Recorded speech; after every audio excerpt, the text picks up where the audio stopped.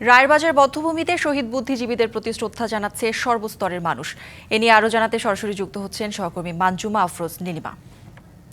নীলিমা, আমরা সকাল 7টা নাগাদ দেখছিলাম যে মহামান্য রাষ্ট্রপতি এবং প্রধান উপদেষ্টার পরে বিভিন্ন রাজনৈতিক দলের নেতাকর্মীরা বুদ্ধিজীবীদের প্রতি শ্রদ্ধা নিবেদন করছিলেন, এবং এখন কোনো নেতাকর্মী রয়েছেন কিনা সার্বিক আনুষ্ঠানিকতা নিয়ে জানাবেন। ধন্যবাদ কোরিয়া আমাকে।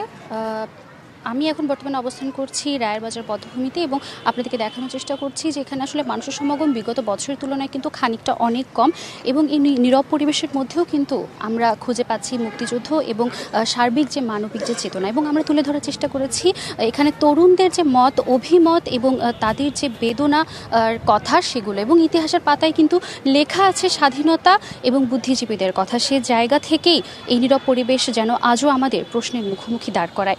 নায়াসিনামাইড ও স্যালিসাইলিক সমৃদ্ধ লিলি ফেস ওয়াশ, যা ফেসের ডেড স্কিন সেল দূর করে দেয় দ্বিগুণ ফাস্টার ব্রাইটেনিং। কেন স্বাধীনতার পথে এত বড় মূল্য দিতে হয়েছে আমাদের, আবার একই সঙ্গে আমাদের স্মরণ করিয়ে দেয় এই রক্তের বিনিময়ে অর্জিত হয়েছে আমাদের স্বাধীনতা এবং জাতিসত্তা।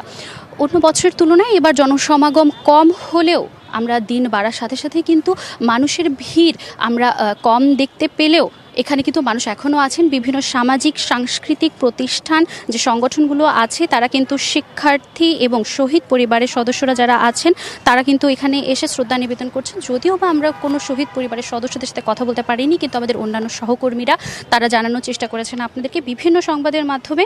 আজ যে নীরব আমাদের এই বুদ্ধিজীবী দিবসের যে নীরবতা, সেটা কিন্তু আমাদের স্বাধীনতা দ্বারা কিন্তু অর্জিত হয়েছে, এবং আমরা যদিও বা বিভিন্ন ধরনের মানুষের শ্রেণী পেশার মানুষকে দেখতে পাচ্ছি, এখানে কিন্তু মানুষ সমাগম কম থাকে। আসলে দিন বাড়ার সাথে সাথে কিন্তু মানুষের সমাগম কম, এবং অনেকে বলছেন তারা বিকেলে আসবেন বা দুপুরের পরে আসলে অভিভাবকদের সাথে আসবেন এখানে ঘুরতে। আপনাদের বিশেষ করে আমি একটু দেখানোর চেষ্টা করছিলাম, এখানে একেবারেই মানুষ সমাগম কম ছিল, কিন্তু দিন বাড়ছে সেহেতু বিভিন্ন ধরনের সাংস্কৃতিক এবং সামাজিক প্রতিষ্ঠানগুলো কিন্তু তাদের শিক্ষার্থীদেরকে নিয়ে আসছেন, এবং কেউ আসছেন তাদের অভিভাবকদের সাথে এটা ঘুরতে, এবং অভিভাবকদের মধ্যে দেখা গেছে বিশেষ করে তারা তাদের শিশুদের সন্তানদেরকে কিন্তু মুক্তিযোদ্ধাদের চেতনা সেটা কিন্তু তাদেরকে ব্যক্ত করার চেষ্টা করছেন।